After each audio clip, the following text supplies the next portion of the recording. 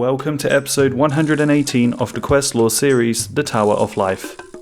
You talk to Effigy outside the Tower of Life.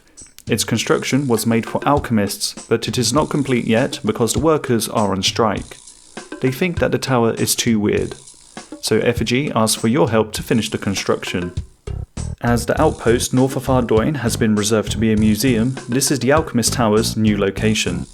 Bonafido, the head builder, is lounging just outside the tower. He says that there is no way that you will be able to convince him to continue work on the construction until some explanation for what machinery is going to be used for is granted. You offer to continue the construction yourself, but he says you won't be able to unless you get a builder's hard hat, shirt, trousers and boots first. To make sure that you are worthy of receiving Black Eye's hard hat, he does a quick little quiz on construction. You see the Guns, who is building muscle by lifting a log. He will give you his work shirt if you give him a beer. No Fingers is casually flipping a knife. He refuses to give you any boots, so you just pickpocket them. Then around the southeastern side of the tower you search the bushes to find a pair of workers' trousers. You have the full construction worker equipment, and now Bonafido also gives you a builder's quiz, the answer of which are the least responsible and generic things that stereotype builders. As the construction is almost finished, the last things to build are a pipe system, a pressure machine and a strange cage at the top. You are allowed to enter into the tower and search the crates for items. Once you've gathered some supplies, you head upstairs and fix the pressure machine. The balls help to clog up the holes and you turn the valves left and right to fill each pipe with water. You gather some more construction materials and this time head up 2 floors.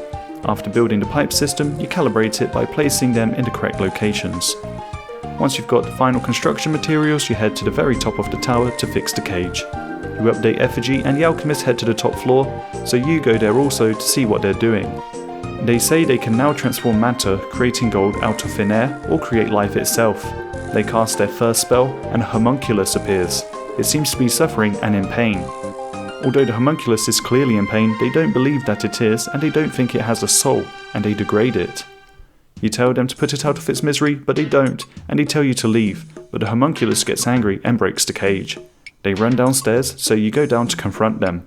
Effigy and the alchemists do not want to confront the creature, so they ask you to do it. The homunculus's mind seems to be split. He seems to understand magic and logic at the same time.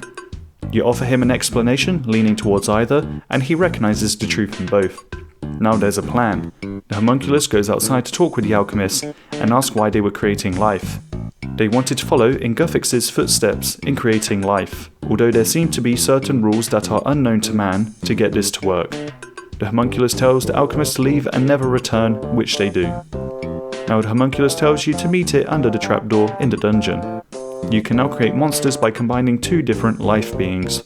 For example, a raw chicken and a swordfish can make a sword chick. Quest complete.